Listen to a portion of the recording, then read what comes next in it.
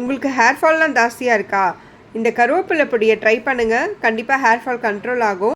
முடிஞ்சால் நீங்கள் ட்ரை பண்ணுங்கள். இல்லைனா எங்ககிட்ட நீங்கள் ஆர்டர் பண்ணுங்கள். நாங்கள் பேக் பண்ணி உங்களுக்கு சென்ட் பண்ணுவோம். எந்த ப்ரிசர்வேட்டிவ்ஸும் இல்லாமல் ஹோம்மேட் ப்ராடக்ட் எங்ககிட்ட இருக்குது. 1 கப் சென்னா தால் எடுத்திருக்கேன், அதாவது கடலைப்பருப்பு. இதை வெறும் கடாயில் நல்லா வறுத்துடலாம், வாசனை வர அளவு. அடுத்தது 1/2 கப் உளுத்தம்பருப்பு, அதையும் வறுத்து எடுத்துடலாம். இதுவும் வறுத்த உடனே நம்ம 1/2 கப்புக்கு எள்ளு சேர்த்துருக்கோம், வெள்ளை எள்ளு சேர்த்துருக்கேன். வெள்ளை எள்ளு லைட்டாக வறுத்த உடனே பொரிய ஆரம்பிச்சிடும், அதான் ஃபைனல் ஸ்டேஜு. அடுத்தது நம்ம ரெசிபியோட ஹீரோவை சேர்த்துடலாமா?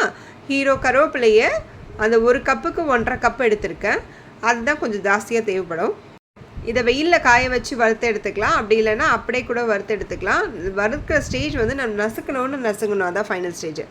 அடுத்தது 2 டேபிள் ஸ்பூன் சீரகம், 2 டேபிள் ஸ்பூன் மிளகு, இதையும் வறுத்து எடுத்துகிட்டு ஒரு 4லேருந்து 5 வரமிளகா காரத்துக்கு ஏற்ப சேர்த்துக்கோங்க.